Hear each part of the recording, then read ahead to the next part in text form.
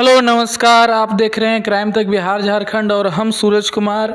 अभी अगर बता दें तो रफ़ीगंज विधानसभा और औरंगाबाद लोकसभा में है और औरंगाबाद से कुछ ही दूरी पे हैं और हमारे साथ हैं एक जाने माने हस्ती। अगर इनकी शख्सियत की बात कर दें तो लगातार दूसरी बार जिला परिषद समिति का जिला परिषद बने हैं और इनका जो जनता के प्रति प्यार है वो बहुत ही बढ़ चढ़ के लोग इनके साथ रहते हैं और राजद के बहुत पहुँचे हुए नेता हैं। और इनका सबसे अच्छा चीज़ अगर कोई है तो वक्तव्य है, बहुत ही फ्री होकर हर मुद्दे पर अपनी बातों को रखते हैं। और आज इनका नाम और इनका परिचय इनसे भी जानेंगे। उसके बाद जो लगातार बैक टू बैक 2 चुनाव होने वाला है, पहला है मोदी जी का है जो लोकसभा का चुनाव है, उसके जस्ट बाद फिर नीतीश जी का भी अग्नि परीक्षा है। अगर नीतीश जी ना कहें तो नीतीश जी दोनों में डाल ठोक रहे हैं, लेकिन क्या होता है आरजेडी के जो कुछ लोग हैं वो तेजस्वी यादव की भी अग्नि परीक्षा मान रहे हैं 2025 में। तो सर इस पर क्या विचार रखते हैं, इनके बारे में भी जानते हैं। सबसे पहले इनसे हम परिचय लेंगे। जी नमस्कार सर। नमस्कार। परिचय दीजिए सर आप। मेरा नाम शंकर कुमार यादवेंदु हुआ जी। हम मदनपुर क्षेत्र संख्या 11 से जिला परिषद के सदस्य हैं जी। और राष्ट्रीय जनता दल से हम जुड़े हैं। जी जी। पार्टी के लिए भी काम करते रहते हैं जी। और जनहित के लिए भी जो भी जिला परिषद सदस्य के रूप में जी। जो बातें मेरे सामने आती है, मेरे संज्ञान में आती है, जी जी। तो चाहे वो विकास का मामला हो, जनहित से जुड़े जितने भी मामले हो, उन सभी मामलों पर हम काम करते रहते हैं। ये आपका शायद दूसरा टर्म है जिला परिषद? हाँ, मैं दूसरे बार चुनाव जीता हूँ जन सहयोग से, आम जनता के आशीर्वाद से। लोगों ने मुझे काफ़ी मान सम्मान दिया है, प्यार दुलार दिया है और मैं जब तक इस दुनिया में हूँ इस क्षेत्र के लोगों के प्रति बहुत बहुत आभार प्रकट करता हूँ जो दूसरी बार मुझे इस लायक समझने का काम किया। और हम लोग डेडिकेटेड होकर के समर्पित भाव से जनहित के लिए, लोगों के लिए काम करते रहते हैं। क्योंकि ये जो दोबारा चुनाव अगर हम लोगों ने जीता है तो निश्चित तौर पे जनता के प्रति डेडिकेशन, अपने जनप्रतिनिधि होने के जो दायित्व होनी चाहिए उसका मैं पूरे निष्ठा के साथ निर्वहन किया पिछले 5 साल और फिर इस बार भी। तो हमारी कोशिश रहती है कि लोगों का हर सुख दुख में, हर परिस्थितियों में उनके साथ खड़ा रहें। ऐसे तो आप बढ़ चढ़ के हर प्रोग्राम में भाग लेते हैं, लेकिन रफ़ीगंज विधानसभा पर आप ज़्यादा एक्टिव रहते हैं, जबकि आपका मदनपुर एरिया हो गया और रफ़ीगंज हर कार्य में आप पहुंचते हैं। तो क्या विधानसभा पर कुछ ज़्यादा नज़र आपका नहीं पड़ रहा है? नहीं, देखिए, हम अगर सामाजिक जीवन में है, राजनीतिक जीवन में है, और आपको मैं बता दूं, मैं पहला चुनाव 2001 में मुखिया का लड़ा था और काफ़ी कम वोट से चुनाव हारा था। फिर 2011 में भी जिला परिषद का चुनाव क्षेत्र संख्या 10 से लड़े, वो भी मात्र 64 वोट से, 8400 वोट ला करके मात्र 64 वोट से चुनाव हारे थे। 16 में जीते, 21 में जीते। उसके पहले 2007 से लेकर 9 तक रेल उपभोक्ता सलाहकार समिति के सदस्य भी माननीय श्री लालू प्रसाद जी ने हमको बनाने का काम किया था। तो हम अगर राजनीति करते हैं तो सोच तो ऊंचा रखना होगा ना। बाउंड्री का सीमित नहीं रहना चाहिए। नहीं, देखिए, हम तो इसी रफ़ीगंज विधानसभा में है ना, मदनपुर पूरा। जी। हमारा 19 पंचायत मदनपुर का, 19 पंचायत रफ़ीगंज का। रफ़ीगंज में चूंकि 23 पंचायत है तो 4 पंचायत चला गया गोह विधानसभा में, तो 19 वहाँ का और 19 यहाँ का, 38 पंचायत से बना ये विधानसभा है। पूरा गया के इलाके से सटा हुआ और कंप्लीट उधर चल जाइए रेलवे लाइन पार, मतलब गोह तक सटा हुआ ये विधानसभा फैला हुआ है 38 पंचायतों में। तो हम रफ़ीगंज के लोगों की आवाज़ बनना चाहते हैं। रफ़ीगंज में अब तक जो विकास होनी चाहिए थी वो विकास नहीं हुआ। रफ़ीगंज रेल हेड पर है, ग्रैंड कोट रेलवे लाइन है, स्टेट हाईवे 68 पार किया है। फिर एक स्टेट हाईवे औरंगाबाद से गया जो भदवा होकर के रफ़ीगंज को टच करते हुए जाती है। तो रफ़ीगंज में जो विकास की किरणें जब पहुंचनी चाहिए थी वो नहीं पहुंच पाई है। अब रफ़ीगंज इतना बड़ा एरिया है, हम रात ही रफ़ीगंज में थे। जी, तभी तो हमारा क्वेश्चन है। हाँ, तो रफ़ीगंज में कि लोगों की ये बहुत पुरानी मांग है कि रफ़ीगंज को अनुमंडल बनाया जाए। हमने रात में भी ये बात कहा कि रफ़ीगंज विधानसभा के अंतर्गत रफ़ीगंज को अनुमंडल अगर बना दिया जाए तो रफ़ीगंज की विकास, रफ़ीगंज के इलाकों का डेवलपमेंट तेज़ी से होगा। अब पूरे जिले में रफीगंज ही एक ऐसी विधानसभा, उसमें भी मदनपुर प्रखंड, जहां 1 इंच भूमि का नहर से पटवन नहीं होता है। तो ये कितनी दुखद बात है कि आज़ादी के 74-75 साल हो गया, अमृतकाल चल रहा है, और 75 सालों में हम किसानों को खेतों तक पानी नहीं दे पाए, रफीगंज को अनुमंडल नहीं बना पाए, रफीगंज में एक बढ़िया अस्पताल नहीं बना पाए। तो अब तक जिन लोगों ने रफीगंज पर शासन किया, उन लोगों ने रफीगंज के लोगों को सिर्फ ठगने का काम किया, रफीगंज के लोगों को बेवकूफ़ बनाने का काम किया है। और दुर्भाग्य है कि रफीगंज की धरती इश्तियाक साहब की धरती रही है, जो जन नेता हुआ करते थे, जिनके सपने और अरमान थे रफीगंज की नसीहत को संवारने और सजाने का। लेकिन दुर्भाग्य से आज वो हमारे बीच नहीं है, वो शहीद हो चुके हैं, इस दुनिया से चल बसे। लेकिन मेरे मन में, चूँकि मैं इस धरती का बेटा हूँ, तो इस बेटा होने के नाते हमेशा मेरे मन में रहता है कि रफीगंज का विकास कैसे अधिक से अधिक हो सके, रफीगंज के लोगों को अधिक से अधिक सुविधा कैसे मिल सके। मैं इसके लिए लगातार प्रयासरत रहता हूँ। और जहाँ तक बात बोले तो भाई हर कोई कोशिश करता है, हम भी कोशिश कर रहे हैं। अपने माननीय नेता, हम तो लगातार 2 बार से विधानसभा चुनाव में माननीय लालू प्रसाद जी से मिलकर के अपनी उम्मीदवारी के पक्ष में बातें भी रखा है। और पिछले बार भी माननीय श्री लालू प्रसाद जी ने मुझे कहा था कि तुम काम करो। ये तो बड़ा खतरनाक चीज बोल रहे हैं आप, आश्वासन भी दिया था। हाँ, माननीय श्री लालू प्रसाद जी ने मुझे कहा कि जनता के बीच रहो, काम करो, समय आने पर तुम पर विचार किया जाएगा।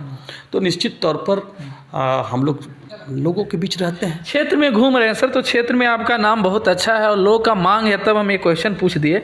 अब क्वेश्चन थोड़ा सा अब लोगों के भी हम पूछेंगे आपसे। इससे पहले एक छोटा सा क्वेश्चन है।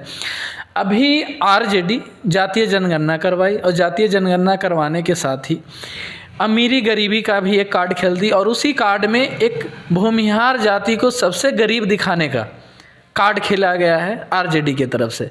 और ये सर्वविदित है कि अगर आरजेडी खड़ा हुआ है तो भूमिहार राजपूत को विरोध करके खड़ा हुआ है। तो अब क्या आरजेडी के साथ आ रहा है कि A to Z जाते हैं, A to Z तभी उनका शुरू होता है जब वो भूमिहार मंच शेयर करते हैं।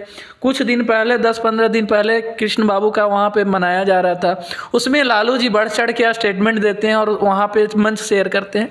तो क्या अब A to Z और भूमिहारों को लेके आरजेडी चलने वाली है? नहीं, हम लोग किसी जाति विशेष की बात नहीं करते हैं। आप एक चीज़ जान लीजिए, हमारे नेता ने कहा था, माननीय श्री लालू प्रसाद जी का नारा था बुराबाल साहब तो नहीं एक किसका नारा? नहीं, एक इंटरव्यू, माननीय श्री लालू प्रसाद जी का एक इंटरव्यू हमको दिखा दीजिए जिसमें लालू जी ने भूरा बाल की बात की हो। फिर कौन वायरल? नहीं, ये तो मीडिया मनगढ़ंत तरीके से। आप बताइए ना, मैं तो दावे के साथ कह रहा हूँ कि एक इंटरव्यू आप बता दीजिए। लालू प्रसाद तो सामाजिक न्याय की बात करने वाले लोग हैं। जी।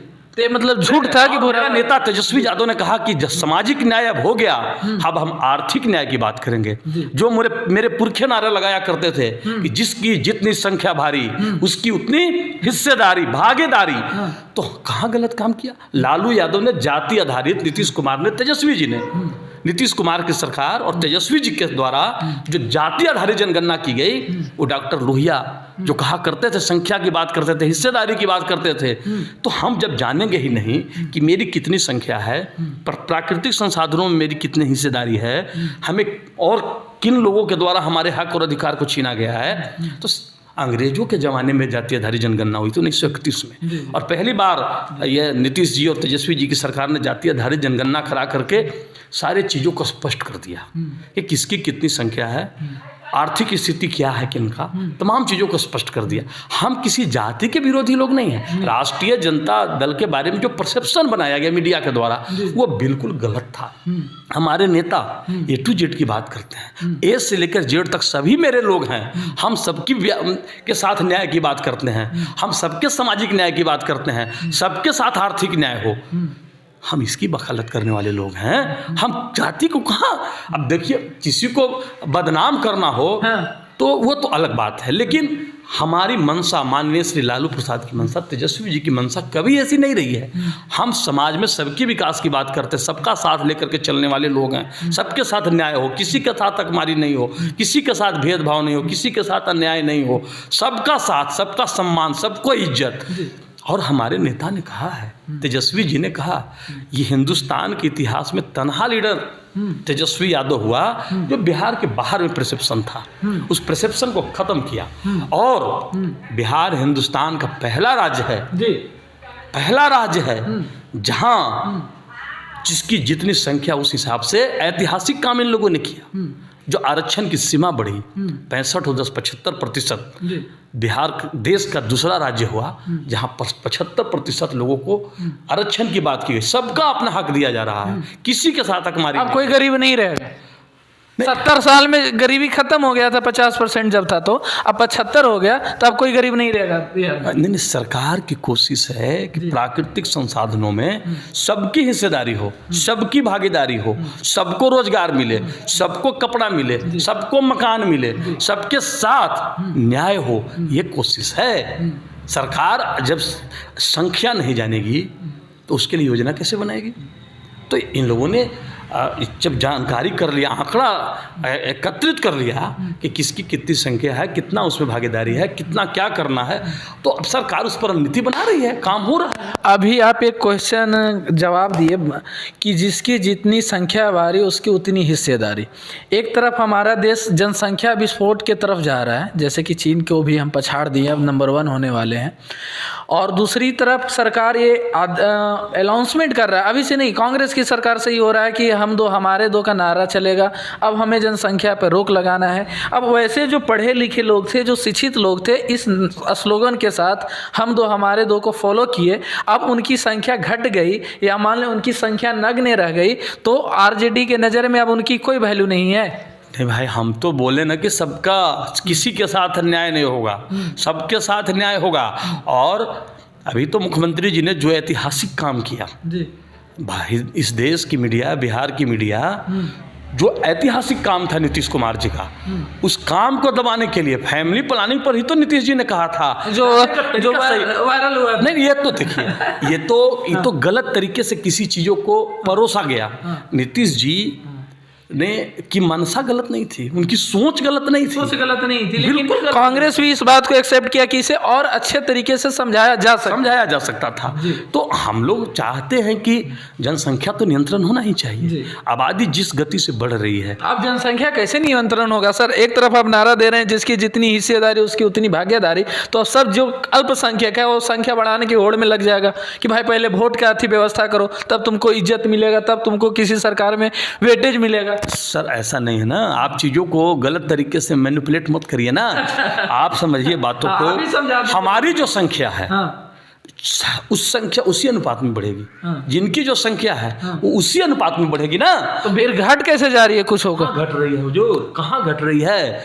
जो आंकड़ा 10% आम लोग भी जानते थे यादव जी का एकदम बढ़ने का परसेंट 80% है, और ब्राह्मण भूमिहार राजपूतों के 2% है। जो स्पीड है वो कम कैसे है? वो लोग नहीं, यादवों की जो आबादी बढ़ी वो अपने अनुपात में बढ़ी, स्वर्ण समाज के लोगों की जो आबादी बढ़ी अपने अनुपात में बढ़ी। तो जो संख्या हमारी है उसके ऊपर ही हो जाएगा उस अनुपात में, जिसकी जो संख्या उस अनुपात में बढ़ेगा। कुशवाहा जी आरोप लगा रहे हैं कि हम लोग सबसे ज़्यादा थे, हम लोग को कम कर दिया गया। कौन कहता है कि ज़्यादा थे भैया?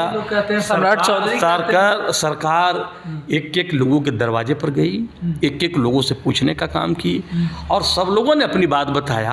अब तो जिन लोगों को कुछ करना नहीं है वो तो इस तरह के आरोप लगाएंगे ना। और अगर आपको लगता है कि गलत हुआ है तो देश में हुकूमत आपकी है, नरेंद्र मोदी जी को करवा देना चाहिए। हुकूमत है ना इनका, पूरे देश में करवा लीजिए ना भाई। 2021 में वैसे भी आपको सेंसस का टाइमिंग था, आप नहीं करवा पाए, आप कराइए जातीय आधारित जनगणना पूरे देश में। अगर लगता है कि बिहार की सरकार ने गलत की है तो आप करा करके स्पष्ट कर दिए किसकी कितनी संख्या है। कोई छुपा लेगा क्या? मतलब जाति के आग में झोंक दीजिए, हम झोंके या आप झोंके? नहीं, ये जाति की बात नहीं हुई, ये संख्या जानने की बात हुई, उस हिसाब से योजना बनी। भी तो हो सकता है। हम तो बोल रहे हैं कि आर्थिक न्याय होगा उनके साथ, जिसकी जितनी संख्या है। हमारा कितना नौकरी में हिस्सेदारी है, कितना जमीन में हिस्सेदारी है, कितना व्यापार में हम हैं, तमाम चीज़ें स्पष्ट हो गई ना।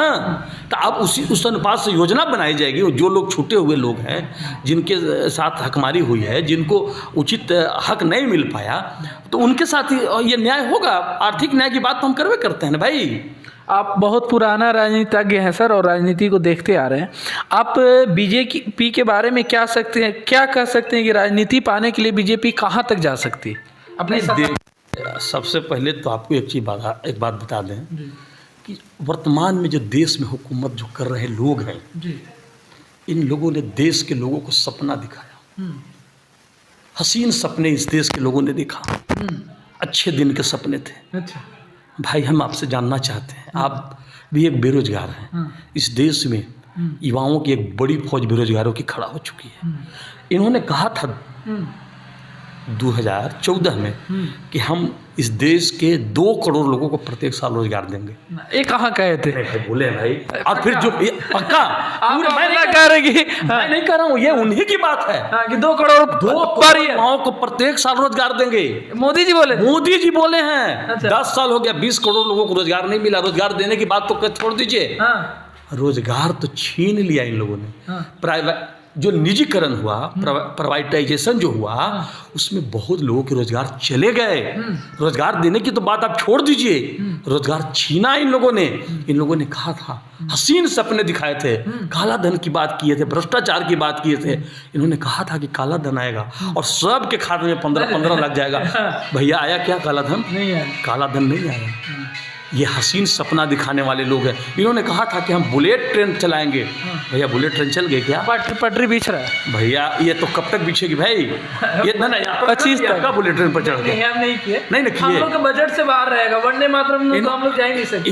इन्होंने ये गरीब को सब लूट रहे हैं, गरीब को सब लूट रहे हैं, चाहे मोदी जी हो, चाहे लालू जी हो, चाहे नीतीश जी हो। गरीब का कोई बात नहीं करता है। जो 10 साल पहले जिसका बाप दादा नौकरी नहीं करता था, उसका बाल बच्चा भी अभी नौकरी नहीं कर रहा है। गरीब, आप चली जाइए बस्ती में, आप कहते हैं कि मांझी जी गरीब के सोचते हैं, दलित से आते हैं, चाहे और जितने भी दलित नेता हैं, वो कहाँ अपनी हिस्से से या अपनी कोटा से लोगों को पढ़ा रहे हैं, लिखा रहे हैं? कहीं ऐसा नहीं है। सब कोई गरीब को बुर्बक बनाता है कि हम गरीब की तरफ से लड़ते हैं, गरीब की तरफ से लड़ते हैं। अब रही बात बीजेपी की, हसीन सपना दिखाई, तो बीजेपी राम मंदिर का भी सपना दिखाई थी, पूरा कर दिए। 25 के है आपका, 24 के उद्घाटन, जिसमें मोदी जी जा रहे हैं। खुश हैं आप? देखिए, धर्म अपनी जगह पर, राजनीति अपनी जगह पर नहीं। पूरा इंडिया में धर्म और राजनीति दोनों एक साथ चल रहा है, एकदम पैरेलल चल रहा है। बढ़िया, आप मंदिर खूब बढ़िया बनाइए, कौन रोक रहा है? आप उद्घाटन करिए, फिर और मंदिर अयोध्या में भी बनाइए, यहाँ मथुरा में भी बनाइए ना। क्या विवाद दे रहे हैं आप? नहीं बनाइए ना, मंदिर क्या रोक रहा है? लेकिन मंदिर बनाने से हमारा पेट नहीं भर जाएगा ना। इस देश के बेरोजगारों की सोचिए ना, इस देश का युवा, हर आदमी, हम आप सब कमर तोड़ करके मेहनत करते हैं, खून पसीना एक करके 1-1 रुपया कमाते हैं, अपने बच्चों को पढ़ाते हैं, और वो उन बच्चों को जब रोजगार नहीं मिलता है, हमारा आपका बच्चा ट्रेनों में, बसों में ठूस करके जाता है बाहर के राज्यों में काम करने, और वहाँ बिहारी कहकर प्रताड़ित होना पड़ता है, मार खाना पड़ता है, तब दर्द समझ में आता है। इसका जिम्मेदार कौन है? नहीं, देश में जो हुकूमत कर रहे हैं लोग हैं। कौन हुकूमत किया? अरे भैया, कौन? नरेंद्र मोदी जी 10 सालों से शासन में है। अब कितना इनको चाहिए भाई? आप कितना दिन चाहिए? 10 शासन से बैकडोर में रहे हैं, फ्रंट पे तो आप रहे हैं या नीतीश जी रहे हैं, जिसके साथ अभी आप मलाई खा रहे हैं। मेरे भाई, आप अगर बिहार की बात करेंगे तो मेरे नेता ने कहा था कि हम 10 लाख लोगों को रोजगार देंगे। अभी कितना दिन हुआ? 1,20,700 कुछ लोगों को। 10 साल में लेबर फैक्ट्री बन गया। 10 साल में लेबर फैक्ट्री बन गया बिल्कुल।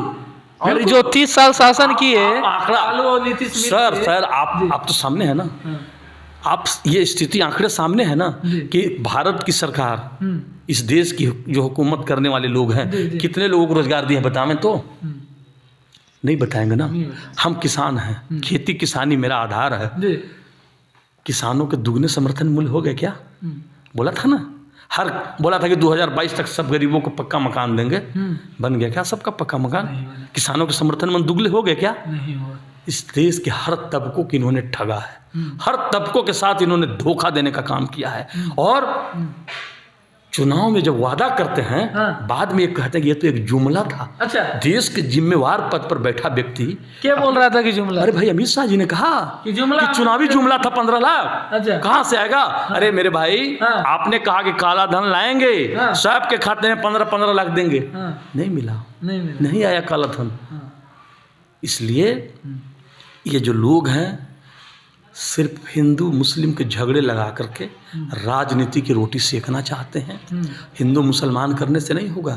लोगों को रोटी चाहिए, रोटी की व्यवस्था करिए, रोजगार की व्यवस्था करिए, किसानों की के समर्थन मूल्य दुगना करिए, आधुनिक कृषि की बात करिए।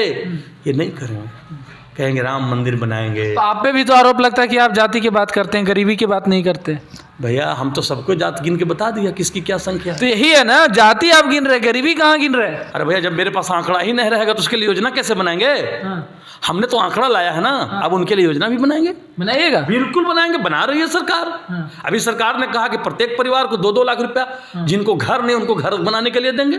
ये जुमला तो नहीं है? अरे नहीं, अरे आप एक चीज जान लीजिए, तेजस्वी यादव हिंदुस्तान का तनहा लीडर हुआ जिसने जो कहा वो किया। 10 लाख लोगों को रोजगार की बात, रोजगार की प्रक्रिया चल रही है, कुछ नियुक्ति पत्र मिल चुका और प्रक्रिया में है, पाइपलाइन में है। तो जो कहा वो कर रहे हैं। इन्होंने कहा अब रोजगार 10 लाख दे रहे हैं और सगरो पूरा बिहार स्टेट के छोड़कर बिहार के स्टेट मजदूर जा रहा है बाहर मजदूरी करे और बाहर के लोग के बुला के नौकरी दे दिए।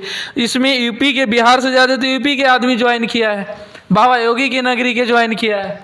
अब योगी के यहाँ तो मंदिर बन रहा है ना, रोजगार बिहार में है तो क्या दिक्कत है भाई? हम पूरे देश के लोग हैं ना, भारत हमारी। बाहे लूटे में आप बिहारी के साथ धोखा दिए ना। अरे भैया कौन बोलता है? पूरा देश अपना है, पूरी मातृभूमि मेरी अपनी है। तो इसलिए आप बिहार, झारखंड और यूपी मत करिए ना, रोजगार की बात करिए ना, रोजगार की बात करिए। देश अपना है तो फिर बिहारी पिटा के भगाता क्या है, सगरों से भागता क्या? सामने वाला अगर गलत करेगा तो हम भी गलती करेंगे क्या? अच्छा, वसुधैव कुटुंबकम की मानने वाले हम लोग हैं। पूरे दुनिया हमारा परिवार है, सब लोग मेरे अपने लोग हैं। इसलिए कि नीतीश चाचा के प्रधानमंत्री बनाना है। देखिए प्रधानमंत्री बनने की तो एक अपनी प्रक्रिया है, चुनाव होगा, एमपी सब जीत के आएंगे, उसमें प्रधानमंत्री का चयन होगा। अच्छा, अभी कंफर्म नहीं है? नहीं, क्यों नहीं? जैसे वो तो देखिए कंफ्यूजन में मत डालिए जनता के।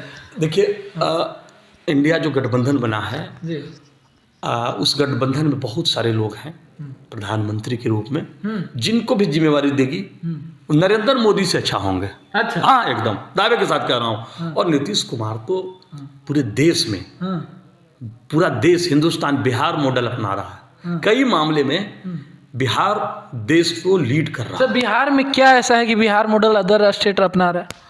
भैया बिहार में आप जो देख रहे हैं, रोजगार सबसे बड़ी बात हो गई। अभी के डेट में हिंदुस्तान का पहला राज्य बिहार हो गया जो जाति आधारित जनगणना करके आंकड़े स्पष्ट कर दिए। ये मॉडल नहीं है क्या? शराबबंदी बिहार का मॉडल है। आपका अर्थव्यवस्था आओ, इसमें शराबी तो मर कैसे रहे? अच्छा, शराबबंदी के खूब डोल पीट रहे हैं, तो फिर शराब पी के लोग मर कैसे रहे? भैया देश में कानून है कि मर्डर करने पर 302 होता है और लोग जेल जाते हैं और फांसी भी होती है। तो मर्डर नहीं हो रहा है क्या? हमारा काम कानून बनाना है, लोगों को जागरूक करना है, और उसमें जो लोग गलत कर रहे हैं, जो शराब पी रहे हैं, अवैध तरीके से पी रहे हैं, तो उन पर कार्रवाई भी हो रही है। और जो भी सरकार लगातार कार्रवाई भी कर रही है, जो अवैध शराब के धंधे में लिप्त लोग हैं उनकी संपत्ति जब्त की जा रही है, उनको जेल भेजा जा रहा है, कार्रवाई की जा रही है। अब कानून बना देने से ही मात्र नहीं होता है, दृढ़ इच्छा शक्ति तो नीतीश कुमार में है। नीतीश कुमार ने कोई रेवेन्यू की चिंता नहीं करते हुए, मानवता की चिंता करते हुए, हमारा बिहार के लोग, बिहारी कैसे सुरक्षित रहे, बिहार के लोगों में एक बेहतर माहौल बने, शराबबंदी इसीलिए तो किया। बिहार की महिलाएं आज जो हमारी जीविका दीदी हैं, स्वावलंबी हुई है। और आप उनसे जब बात करेंगे तो आपको पता चल जाएगा कि शराबबंदी के क्या फायदे हैं। आज जिन घरों में जिनके बाप दारू पी करके आते थे, आज उस घर में उसी पैसे से कॉपी किताब और कलम जा रहा है, तो बदल रहा है। और आने वाला 5 साल 10 साल में दिखेगा शराबबंदी का असर कि बिहार में कितना लाभ है। आज जो आप इतना शराबबंदी पे कसीदे पढ़ रहे हैं और खूब नीतीश जी की तारीफ कर रहे हैं, आप ही के सुप्रीमो लालू यादव शराबबंदी को गलत बताए थे, इस पर क्या बोल दिया? अरे ये भी कहेंगे कि झूठ बोल रहे हैं। अरे भैया लालू जी ने तो कभी भी शराबबंदी के विरोध में नहीं बोला है, ये बढ़िया काम है ना। बढ़िया है। लालू देखिए, नीतीश कुमार बहुत मामले में ऐतिहासिक काम किए हैं, बहुत मामले में, बाल विवाह पर, दहेज उन्मूलन पर, शराबबंदी पर नीतीश कुमार देखिए बिहार देश को लीड कर रहा है। आप समझिए, जल जीवन हरियाली, शराबबंदी, ये सब ऐतिहासिक फैसले हैं मेरे भाई। देखिए बिहार लोकतंत्र की जननी रही है, तो बिहार देश को लीड कर रहा है, बिहार मॉडल देश अपना रहा है। इसलिए बिहार को के जो नेता हैं हमारे नीतीश कुमार जी, वो देश के आदर्श हो चुके हैं। पूरा देश इनके तरफ देख रहा है और हम समझते हैं 2024 बिहार का होगा। 2024 बिहार का होगा, बिहार का होगा। लेकिन मुख्यमंत्री कौन होगा? सॉरी, प्रधानमंत्री ना 24 में। तो हम जब बिहार का ही बोल रहे हैं तो आप समझ लीजिए कौन होंगे। वो तो आप हमको समझा दिया, अभी तो इंडिया गठबंधन ही हमको ना समझा पा रही कि भैया इंडिया गठबंधन में हमने तो कहा कि जितने लोग हैं सभी प्रधानमंत्री के दावेदार हैं, सभी लोग उपयुक्त हैं उस पद के लिए, किसी में कोई कमी नहीं है। आप इतना कॉन्फिडेंस से बोल रहे हैं बिहार हमारा होगा। कितना सीट है सर आपका अभी जीता हुआ? हुजूर 40 सीटें बिहार में है। और जो हमारी के पास कितना है? हमारी गठबंधन है, वो गठबंधन इस बार हम समझते हैं कि मैक्सिमम सीटें जीतेगी। मैक्सिमम जीतेगी, एक दो को जीत जाए उन्हें, लेकिन जो ये गठबंधन है, मजबूत गठबंधन, देश के लोग, बिहार देश में परिवर्तन चाहता है और बिहार से इसकी शुरुआत हो चुकी है। देश में परिवर्तन होगा, वो करके रहेगा, क्योंकि आज देश की जितनी संवैधानिक संस्थाएं हैं सब खतरे में है। देश के जुडिशियल में बैठे लोग, मीडिया के लोग, तमाम लोग चिंतित हैं। इस देश में जो हालात पैदा किया जा रहा है, धार्मिक उन्माद जो फैलाया जा रहा है, निश्चित तौर पर बिहार की फिर भूमिका बड़ी है। और चूंकि लोकतंत्र की जननी होने के नाते बिहार देश को रास्ता दिखा रहा है और बिहार नरेंद्र मोदी को इस बार साफ कर देगा, एकदम साफ करेगा।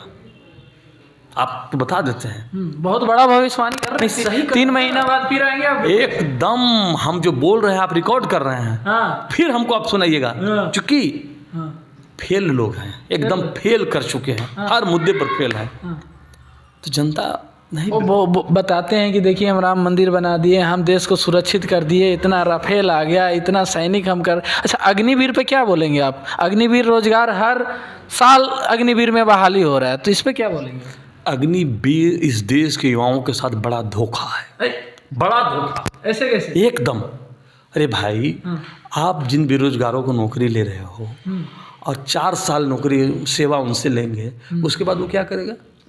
बिजनेस के लिए 50 लाख रुपए। भाई मेरे तो एक तो बेचारा मेहनत करके रोजगार लिया, अग्निवीर बना, और फिर तुरंत 4 साल बाद कहिए कि बेचारा को लगेगा भी नहीं कि नौकरी किए कि नहीं किए, और फिर रोजगार करेगा। शादी होने से पहले कट जाएगा का? तो कटेगा नहीं क्या? कटाने के लिए व्यवस्था किया है लोग। देश की जो, यही तो अभी मैंने कहा कि देश के संवैधानिक संस्थाओं के साथ जो छेड़छाड़ जारी है, जो नियुक्ति प्रक्रिया पहले से कितना बेहतर था, वो रहने देना चाहिए था। ये क्या जरूरत था अग्निवीर का भाई? ये सब इस देश के युवाओं के साथ धोखा है, नौजवानों के साथ धोखा है, इनके साथ रोजगार छीने जा रहे हैं युवाओं के। पूरा बिहारी के मन में एक ही क्वेश्चन है सर, कि अगर संयोग से नीतीश जी केंद्र में नहीं जाते हैं तो भी क्या तेजस्वी को अपना गद्दी सौंप देंगे? तेजस्वी बिहार के मुख्यमंत्री भविष्य के हैं। आज बने, कल बने, साल भर में बने, 6 महीना में बने, लेकिन तेजस्वी यादव बिहार के मुख्यमंत्री बनेंगे। नीतीश जी मान लेंगे? क्यों नहीं मानेंगे? तो अपना रिटायर हो जाएंगे वो। नीतीश जी ने तो कहा है कि मेरा राजनीतिक उत्तराधिकारी तेजस्वी यादव है। तब ना जब वो खत्म हो जाए। मेरे भाई, जब पिता बुजुर्ग हो जाता है, बेटा जब जवान हो जाता है, अच्छा, तो स्वतः उसको जिम्मेवारी दे देता है। हम लोग भी किसी बाप के बेटा हैं, पिताजी की उम्र ढलते ही स्वतः हम लोग जिम्मेवारी संभाल लिए। तेजस्वी जी धीरे धीरे जिम्मेवारी को संभाल रहे हैं। तो भाई उप मुख्यमंत्री हैं, तो आधा से ज़्यादा जिम्मेवारी तो संभाल चुके हैं। जब इतना संतोषे है तो फिर काहे ला तेजस्वी यादव पे कदम बिगड़ जा रहे हैं कि सब क्रेडिटवा तो ही ले रहा है, कुछ हमरो लेवे दो? कहाँ ये सब बात है? ये भी मंच से खुले तेजस्वी जी, नीतीश जी तेजस्वी जी के गार्जियन हैं, अभिभावक हैं। तो अभिभावक जो कर रहे हैं उसमें तेजस्वी जी का भी योगदान है, दोनों मिलकर के कर रहे हैं। तो जब वो भाभी मान लिए थे और सब चीज़ सही चल ही रहा है, तो फिर तेजस्वी नीतीश जी को ये कहने की क्यों जरूरत पड़ गया कि नीतीश बाबू का, हम लोग सरकार के, हमनियों के कुछ क्रेडिट दीजिए, सब अपने मत लीजिए? क्रेडिट पूरे इन जो सरकार गठबंधन की है, 7 दलों का यहाँ गठबंधन है, और उसकी सरकार चल रही है, तो सबको क्रेडिट जा रहा है। सबको हाँ बिल्कुल जा रहा है, सबके सहयोग से। आरोप आप पे लग रहा है ना, केवल कि आप ले रहे हैं? कोई आरोप नहीं, ये सब मीडिया की मनगढ़ंत बातें हैं। अच्छा जिसमें आप लोग बैक करने लगते हो मीडिया का मनगढ़ंत हो जाती है? ना इससे कोई बात नहीं है। जो चीज़ें रहती है उसको हम लोग कहीं भी उन चीज़ों को छुपाने की कोशिश नहीं करते हैं। अच्छा, नीतीश जी पे भरोसा है? बिल्कुल, नीतीश जी बिल्कुल भरोसेमंद आदमी हैं। नहीं पलटेगी? एकदम नहीं पलटेगी। लालू जी कहते हैं कि कभी भी पलटी मार देते। नहीं, देखिए समय है, दौर था, अब वो दौर नहीं है। अब वो बूढ़ा गया? नहीं, बुढ़ा दौड़ गए नहीं वो। पाएंगे। नहीं, देखिए नीतीश जी तो अपना राजनीतिक उत्तराधिकारी तेजस्वी यादव को मान ही लिए है ना। आप भरोसा हो गया? इससे पहले भी माने थे?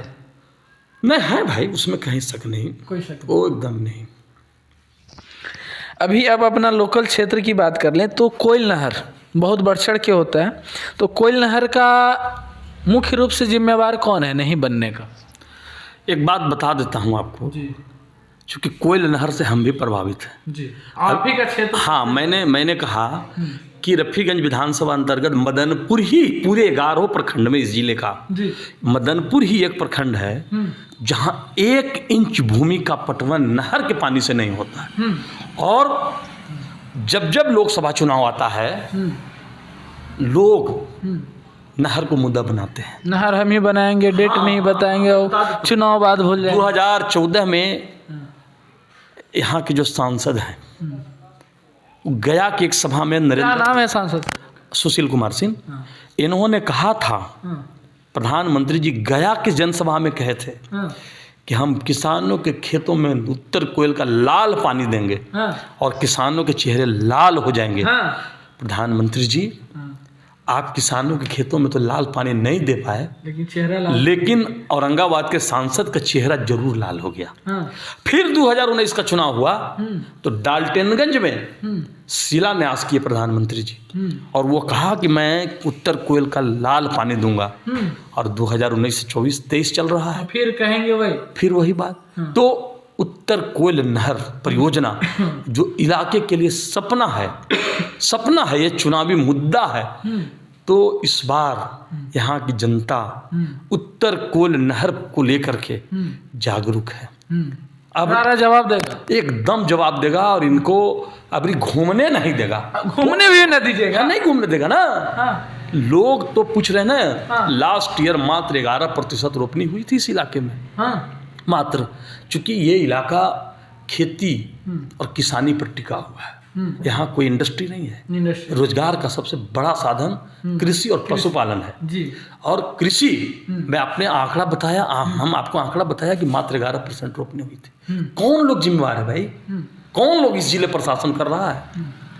जो लोग इस जिले पर शासन किया उस इलाके के लोगों के साथ धोखा देने का, जो राज्य पे शासन किया वो जिम्मेवार नहीं है।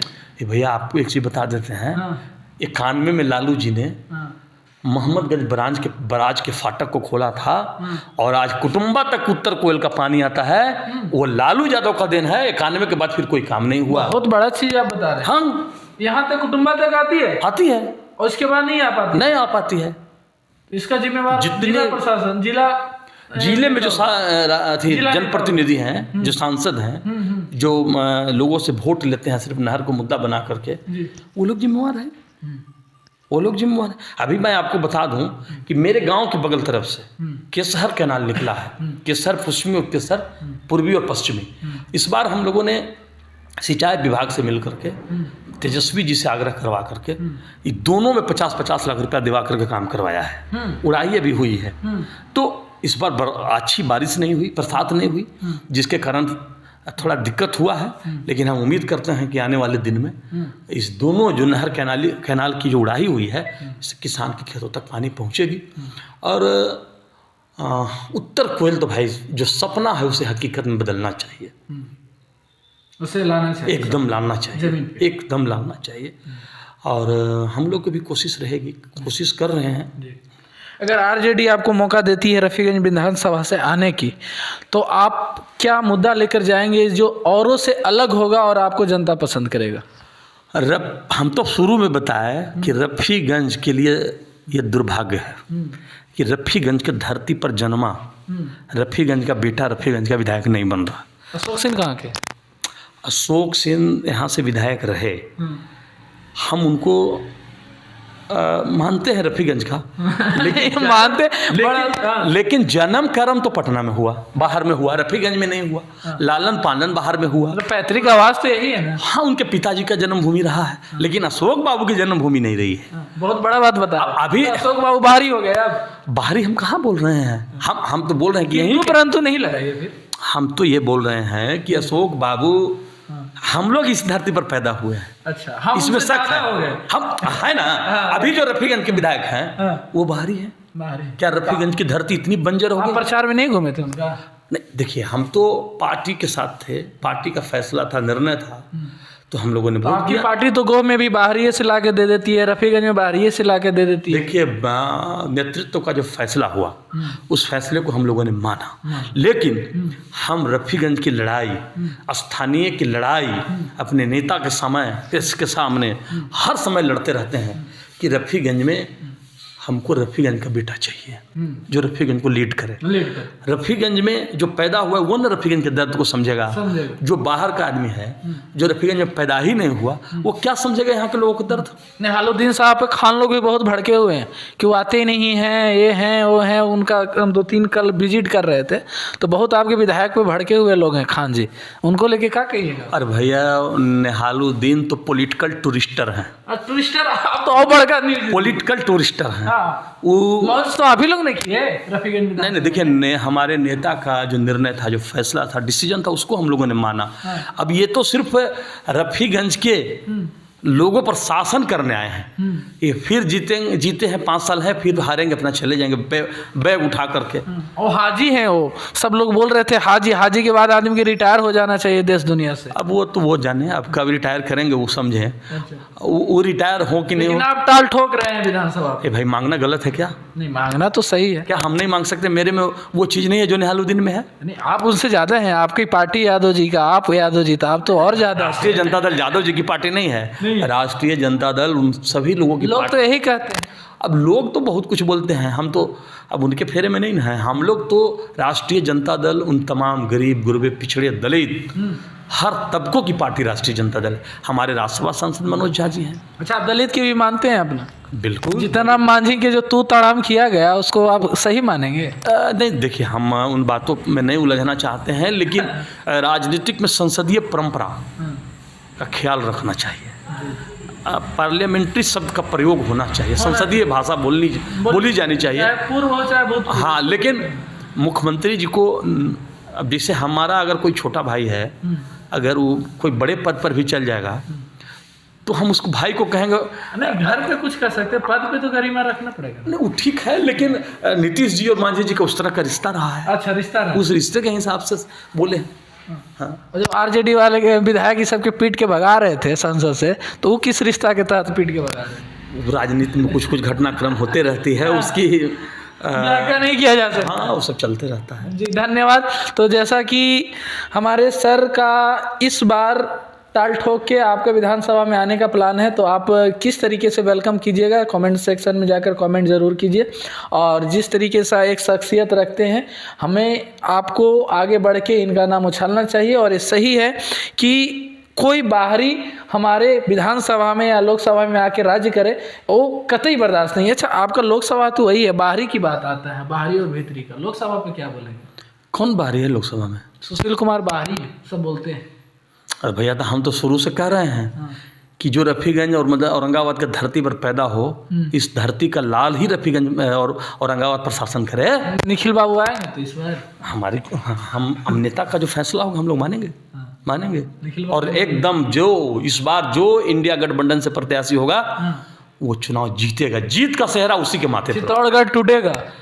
अब देखिए, हम चित्तौड़गढ़ की बात क्या करें, लेकिन हम ये जरूर कहेंगे कि औरंगाबाद लोकसभा इस बार इंडिया गठबंधन के खाते में होगा। हाँ, एकदम। जी, धन्यवाद। लास्ट बाइट था, तो आप कमेंट सेक्शन में जाके कमेंट जरूर करें और ज़्यादा से ज़्यादा लोगों तक इस वीडियो को पहुँचाएं। धन्यवाद।